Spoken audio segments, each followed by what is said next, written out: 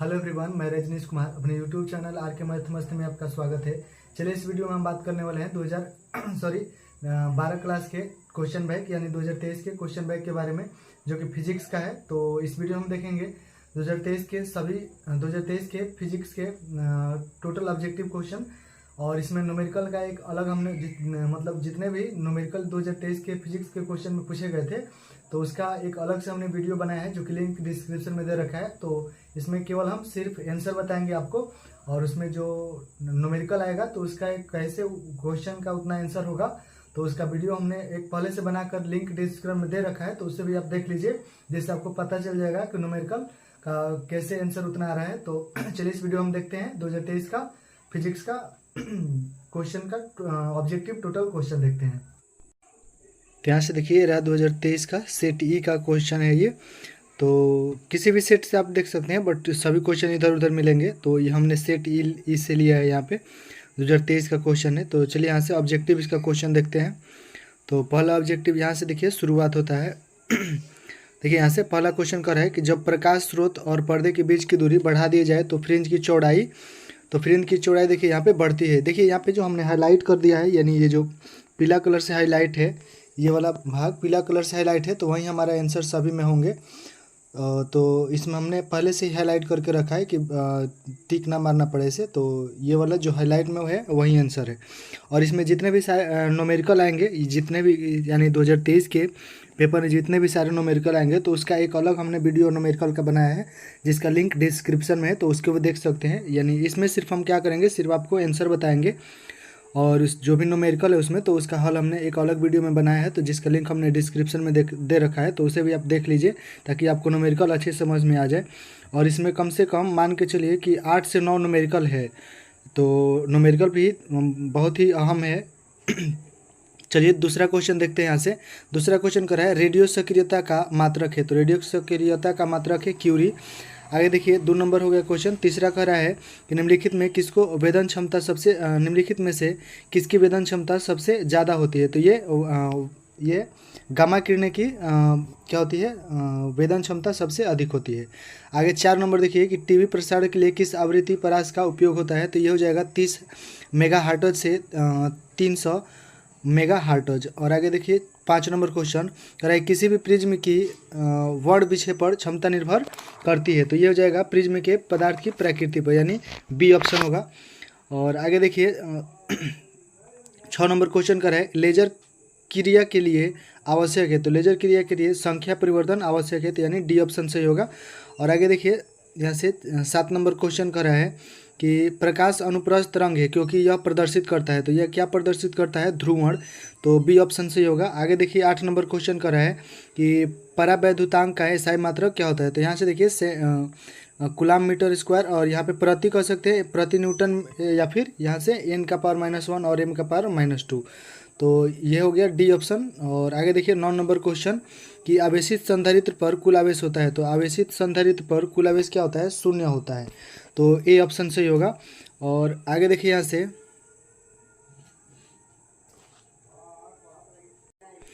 से 10 number question कर रहा है चालक के अंदर इलेक्ट्रॉन की गति होती है। तो चालक के अंदर इलेक्ट्रॉन की गति अपसरित होती है, यानी सी ऑप्शन सही होगा। और आगे देखिए 11 नंबर क्वेश्चन कर रहा है कि वायु में स्थित स्थिर इकाई धन आवेश से निकलने वाली संपूर्ण विद्युत फ्लक्स का मान होता है। तो ये होता है अपसाइलेंट नॉट, और उसका पावर क्या होगा, -1, तो यानी बी ऑप्शन सही होगा। और आगे देखिए 11 नंबर क्वेश्चन हो गया। तो 12 नंबर क्वेश्चन कर रहा है प्रति इकाई आवेश पर लगने वाला बल को कहते हैं। तो ये विद्युत क्षेत्र कहते हैं, यानी सी ऑप्शन सही होगा। यहाँ से सी ऑप्शन हमारा सही होगा। और आगे देखिए 13 नंबर क्वेश्चन कर रहा है आवेश का परिणामीकरण दर्शाता है कि क्या दर्शाता है कि ये आवेश जो इलेक्ट्रॉन पर आवेश का अंश है संभव नहीं है, तो यानी ए ऑप्शन सही होगा। और आगे देखिए 14 नंबर क्वेश्चन। 14 नंबर कह रहा है विद्युत क्षेत्र रेखाओं से जानकारी प्राप्त होती है। तो इनमें से देखिए विद्युत क्षेत्र रेखा से क्या क्या जानकारी होती है, क्षेत्र की शक्ति और दिशा भी, और आवेश की प्रकृति, यानी डी ऑप्शन सही होगा इनमें से सभी। तो आगे देखिए 15 नंबर क्वेश्चन कह रहा है कि 40 सेंटीमीटर फोकस दूरी का उत्तल लेंस एवं 20 सेंटीमीटर फोकस दूरी का अवतल लेंस संपर्क में है, इनके संयोजन की क्षमता यानी कि डायोप्टर में होगी। तो यहाँ से देखिए डायोप्टर में कितना होगा, तो यहाँ से इसका हो जाएगा 2.5 डायोप्टर। तो इसका हमने देखिए यहाँ पे न्यूमेरिकल है, तो इसका लिंक हमने डिस्क्रिप्शन में दे रखा है अलग से कि ये -2.5 कैसे हो रहा है, तो इसका लिंक हमने डिस्क्रिप्शन में दे रखा है, उसे आप देख लीजिए। और आगे देखिए यहाँ से 16 नंबर क्वेश्चन, व्यतिकरण की घटना का कारण है। तो व्यतिकरण का घटना का कारण क्या है, कलांतर, यानी कि ए ऑप्शन से हो जाएगा।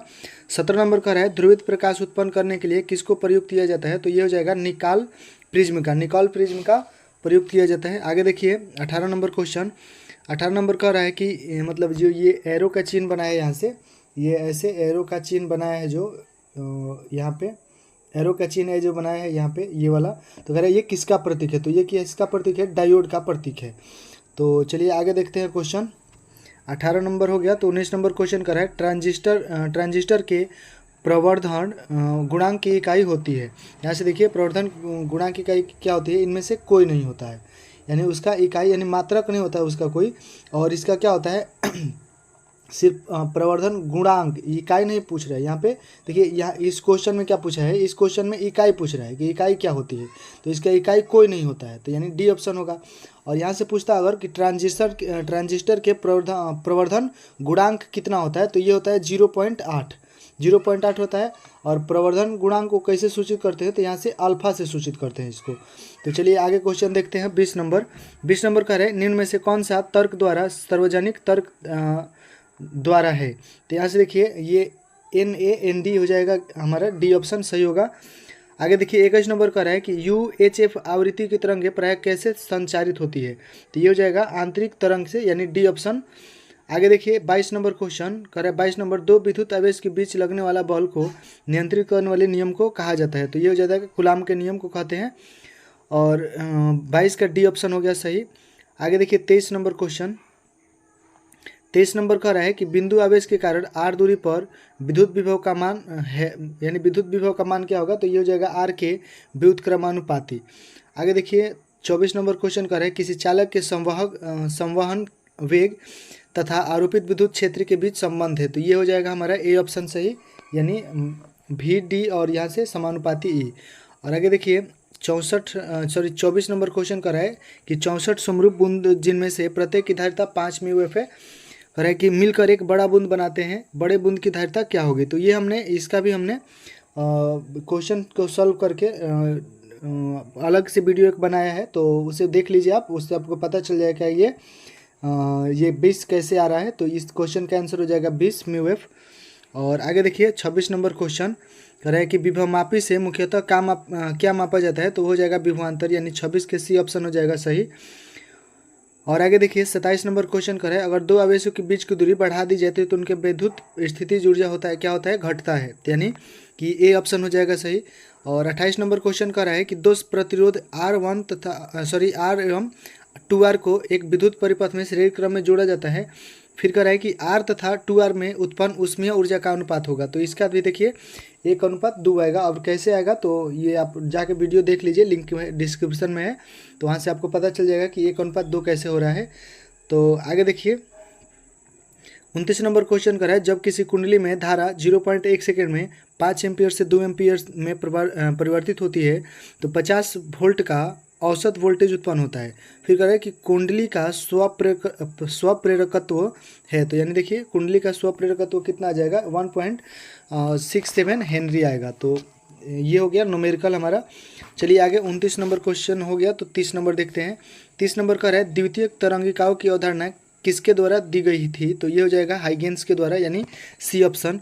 और 31 नंबर क्वेश्चन करा है कि फोटो इलेक्ट्रिक प्रभाव में प्रकाश विद्युत धारा स्वतंत्र है, तो ये हो जाएगा आपतित प्रकाश की प्रवृत्ति से, यानी 31 का डी ऑप्शन हो जाएगा।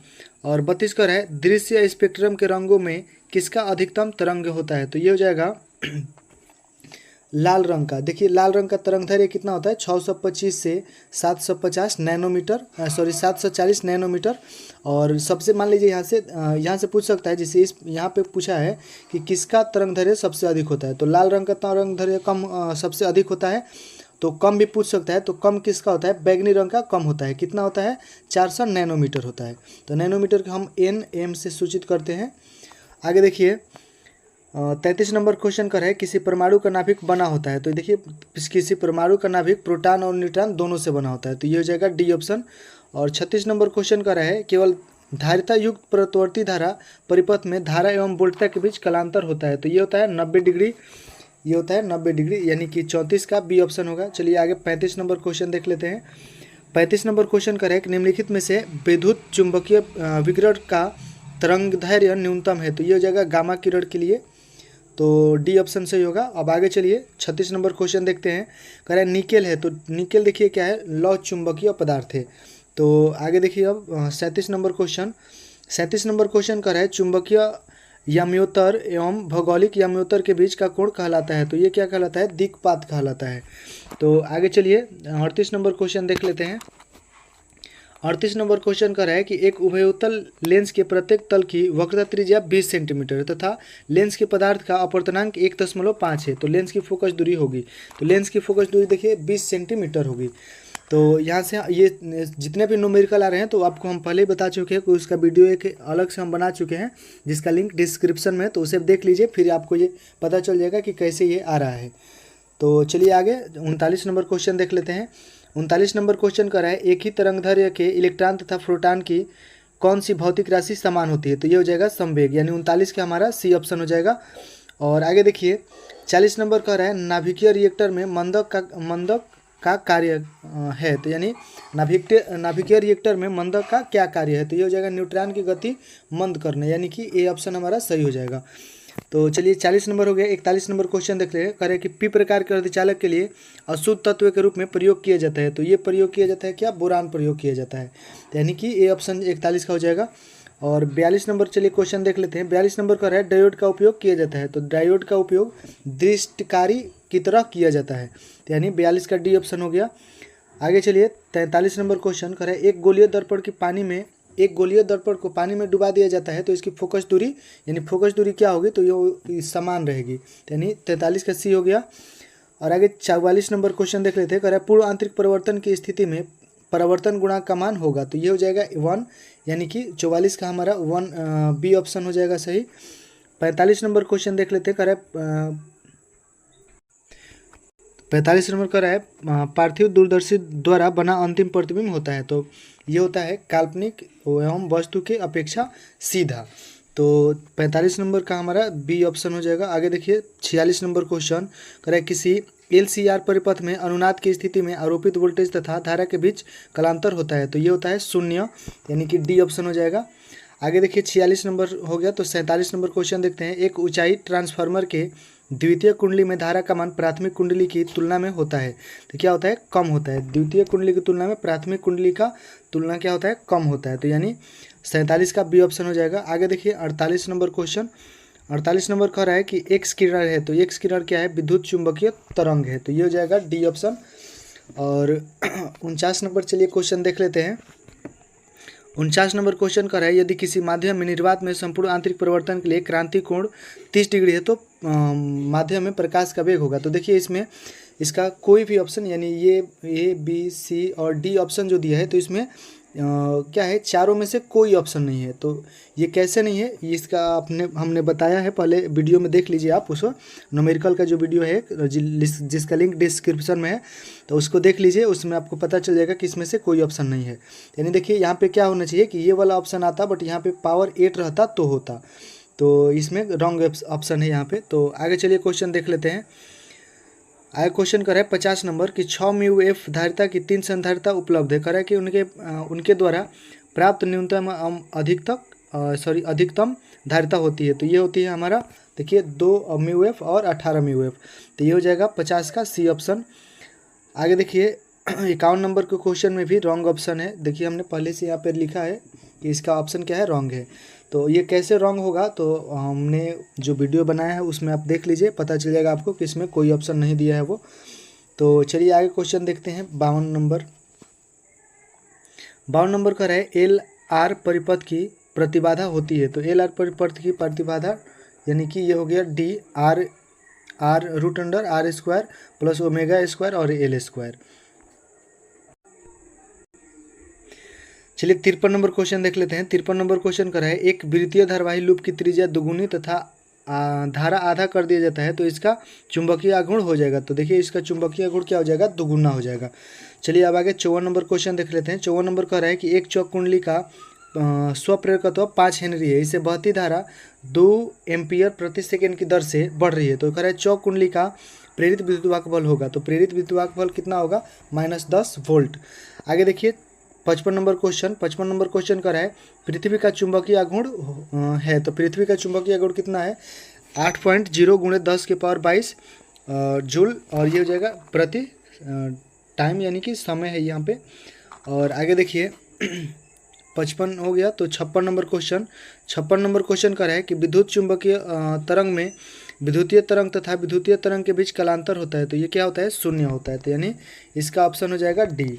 आगे चलिए देखते हैं 57 नंबर क्वेश्चन कर है 25 का द्विआधारी समतुल्य है, तो 25 का द्विआधारी समतुल्य क्या हो जाएगा, सी, यानी कि 11 और 0 और बेस में क्या है, 2 है। और आगे देखिए 58 नंबर क्वेश्चन कर है विवर्तन फ्रिंज की चौड़ाई व्यतिकरण फ्रिंजों की क्या होती है, तो ये क्या होती है, ये होती है समान नहीं होती है, यानी विवर्तन फ्रिंज की चौड़ाई और व्यतिकरण की फ्रिंज की चौड़ाई समान नहीं होती है।